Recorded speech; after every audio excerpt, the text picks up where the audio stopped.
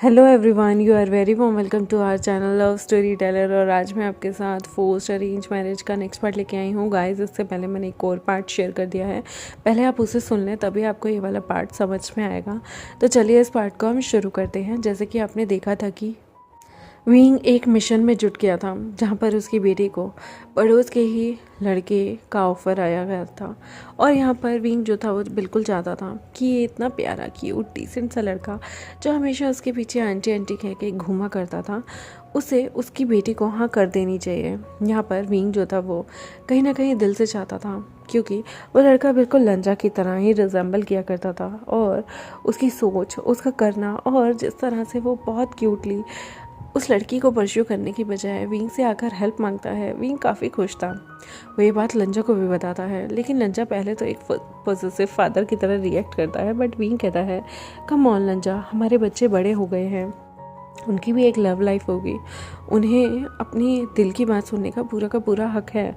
और मैं चाहता हूँ कि मेरी तो लव लाइफ नहीं हुई, बट मैं अपने बच्चों की लव लाइफ में फुल सपोर्ट करना चाहता हूँ। जिस तरह से तुम्हारे मेरे रिश्ते को बचाने के लिए शिचनगो ने, अंकल ने हमेशा सपोर्ट किया, हर किसी का सपोर्ट आया, उसी तरह से मैं अपने बच्चे की लाइफ सेट करने के लिए उसे हर तरीके का सपोर्ट देना चाहता हूँ। हमारी बेटी अभी शायद उस प्यार वाली फीलिंग्स को नहीं समझती, बट अगर वो समझे तो वो हमेशा एक ऐसे इंसान को ही चूज़ करे जो उसके लिए सबसे अच्छा हो। यहाँ पर लंजा कहता है ऑफ कोर्स विंग, मैं जानता हूँ तुम हमारे बच्चों के लिए कभी भी गलत चीज़ नहीं चूज़ कर सकते। विंग काफ़ी खुश होता है और लंजा की चीक्स पे किस कर देता है। विंग लंजा से कहता है आज मेरा दिल बहुत खुश है, क्यों ना आज रात हम लोग थोड़ा सा रोमांस करें। लंजा कहता है विंग पर बच्चे, विंग कहता है डोंट वरी, बच्चे जल्दी सो जाएंगे, तुम्हें टेंशन लेने की ज़रूरत नहीं, और मैं खुद को साइलेंस रखने की पूरी कोशिश करूँगा। उस रात वो लोग रोमांस करते हैं। वक्त धीरे धीरे आगे बढ़ता है।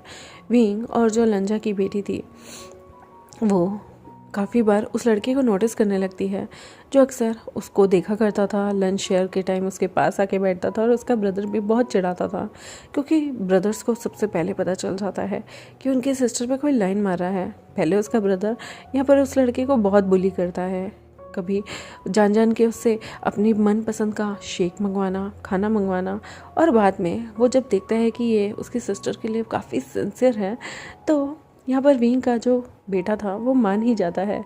वो भी यहाँ पर उसको, यानी कि पड़ोस के लड़के को फुल ऑन सपोर्ट करता है कि वो यहाँ पर अपनी बहन को परस्यू करने के लिए उसकी मदद करेंगे। लेकिन वो सीधा सीधा वार्न कर देता है, देख मेरी बहन को रुलाया ना तो टांगे तोड़ दूंगा और वो भी काट दूंगा, फिर तेरी लाइफ में कोई भी लड़की नहीं आएगी। यहाँ पर वो मुस्कुरा के कहता है ऐसी नौबत नहीं आएगी, क्योंकि मेरी लाइफ में एक ही गर्ल है, वो है तुम्हारी सिस्टर। बचपन से मुझे वही पसंद है, और सच बताऊँ ना तो उसके अलावा कोई अच्छी भी नहीं लगती, सारी ऐसी ही हैं।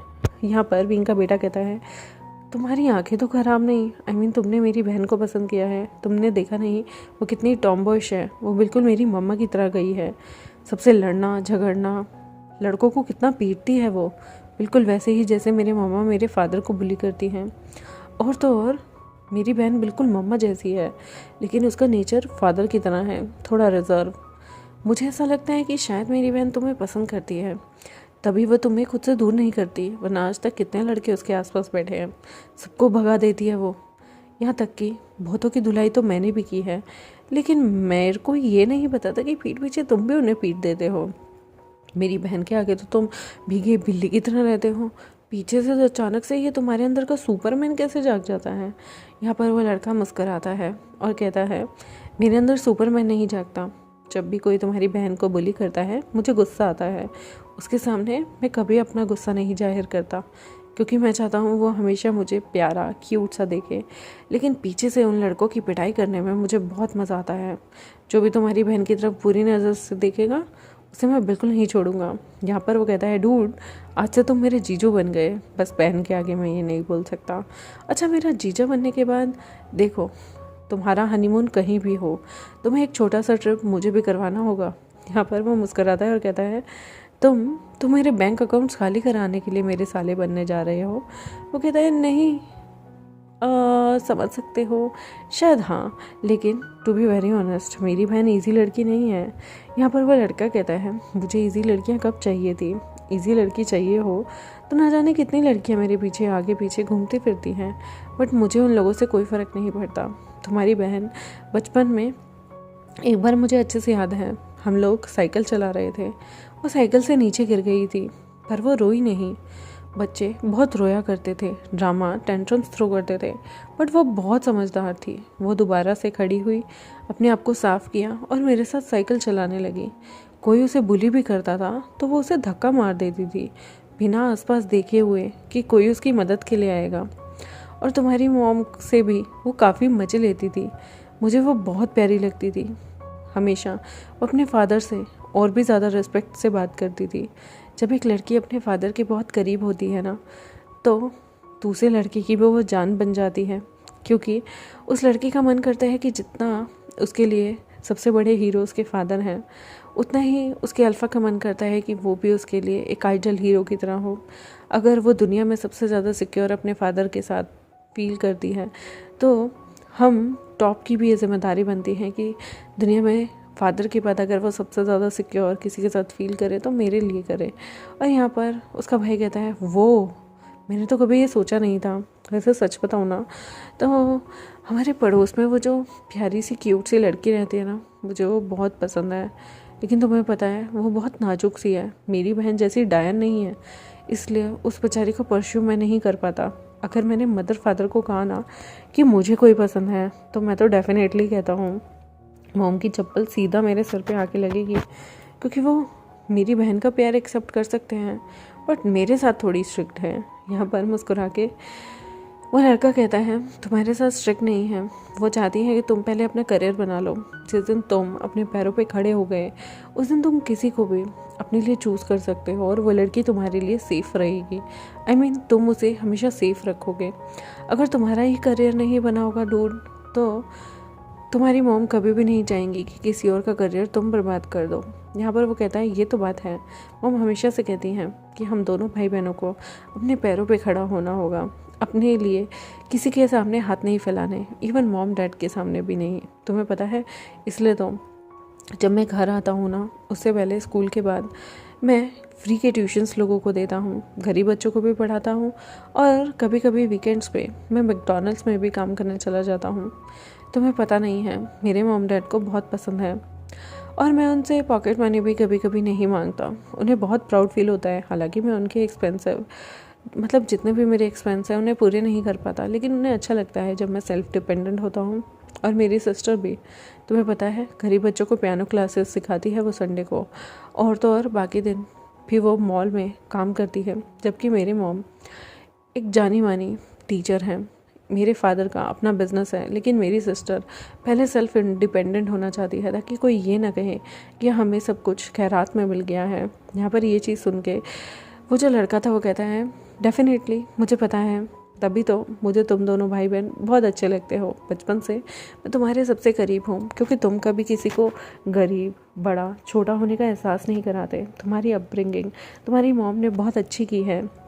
यहाँ पर वो कहता है, भले ही मेरी मॉम कितनी चुलबुल हों, स्कूल में कितना ज़्यादा वो हर चीज़ में आगे रहती हूँ, मेरे फादर को बुली करती हूँ, पर मेरी मॉम समाज के लिए बहुत अच्छी हैं और इसलिए मुझे बहुत प्राउड है कि हम लोगों में उनके गुण आए। सच में। यहाँ पर वो लड़का कहता है, डेफिनेटली तुम्हें पता है, तुम्हारी मॉम, दुनिया की कोई भी मॉम ना अपनी बेटी के लव लाइफ को परस्यू करने के टाइम पे बहुत ज़्यादा इनसिक्योर हो जाती हैं, पर उन्होंने मुझे हमेशा कहा कि वो अगर लड़का चाहे, मतलब जैसे कि मैं हूँ, अगर मैं उनकी बेटी को परस्यू करना चाहता हूँ तो वो मेरी हेल्प करेंगी। यहाँ पर मुस्कुरा कर उसका भाई कहता है, ओफो, लेकिन याद रहे डैड को भी तुम्हें मनाना होगा। डैड ना सबसे खतरनाक है, वो इतनी इजीली मानेंगे नहीं। हाँ, तुमने वैसे बहुत अच्छा दाव खेला है, मॉम को मुट्ठी में कर लिया। यहाँ पर वक्त गुजरता है और विंग की जो डॉटर थी वो भी इस नेबर के लिए फील करने लगती है। दोनों आगे चल के अपनी पढ़ाई को कंप्लीट करते हैं और बहुत सारे एनजीओज़ के साथ जुड़ जाते हैं। वो लोग आगे चल के हमारे लवांगची के जो बिज़नेस है उसे परस्यू करते हैं। विंग की बेटी लवांगची के बिज़नेस के साथ साथ चैरिटीज़ भी करती है। और एक वक्त आता है जब वो लोग अच्छे से पोस्ट ग्रेजुएट होने के बाद, बिज़नेस संभालने के बाद, एक्स्ट्रा करिकुलर एक्टिविटीज़ के बाद अपनी शादी का सोचते हैं। जी हाँ, जब विंग के बच्चे 25 का हो जाती है, विंग की बेटी, ये लड़का 26 का, और विंग का जो बेटा होता है वो 24.5 का। यहाँ पर विंग काफ़ी ज़्यादा खुश था, बहुत ज़्यादा एक्साइटेड था, क्योंकि अब विंग के बेटे ने भी वो पड़ोस की लड़की जो कि बहुत गुमसुम सी रहा करती थी, उसे अपने लिए चूज़ कर लिया था। विंग को कोई ऑब्जेक्शन नहीं थी। उसका बेटा भी लाइफ में सेटल हो गया था, अपने फादर के बिज़नेस को परस्यू कर रहा था, और लंजा के बिज़नेस के साथ साथ उसका होने वाला दामाद अपने फादर के बिज़नेस को भी आगे बढ़ा रहा था। यहाँ पर राइवलरी जैसी कोई चीज़ नहीं थी। छोटी मोटी लड़ाई तो हर रिलेशन में होती है, लेकिन उसे अगर हम बहुत अच्छे से संभाल लें और उसे उस चीज़ों को ईगो, स्वाभिमान और इन सब से कंपेयर ना करें, इन सब पे आने ही ना दें, तो लाइफ कितनी ईजी हो जाती है ना।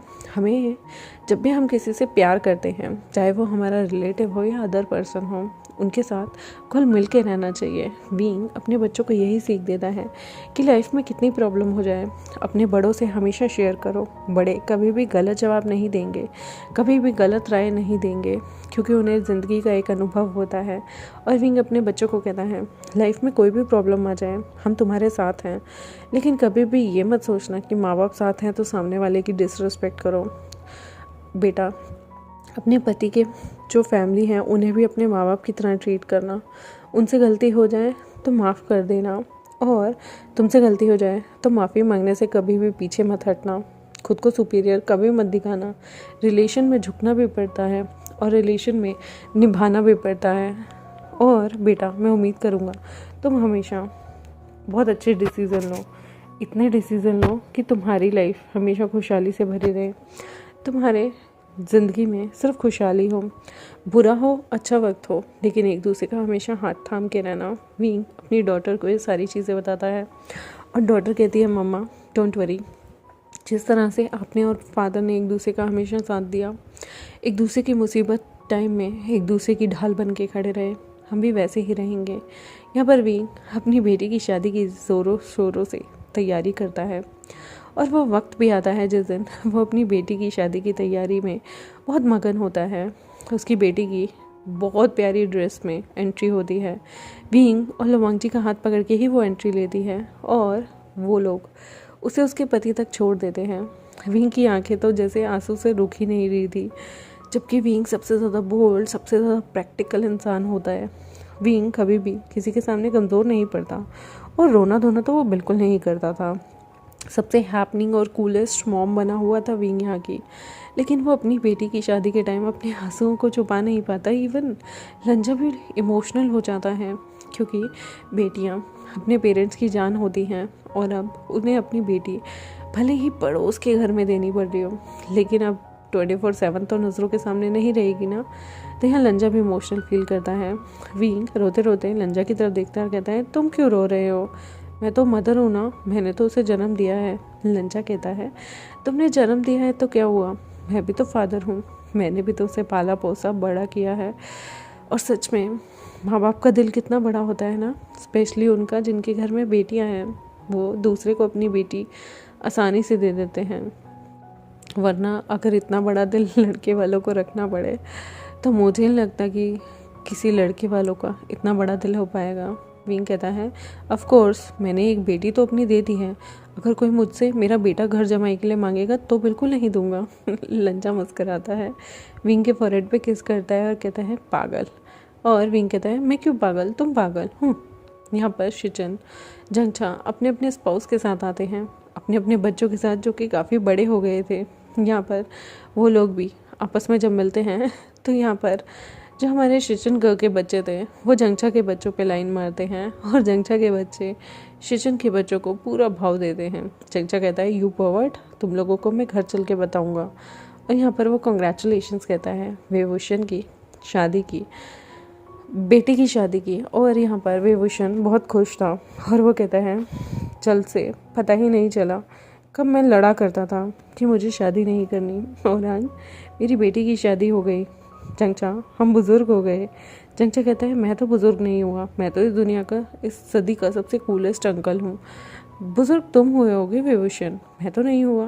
वेवुशन कहता है, तुम कभी नहीं बदलोगे।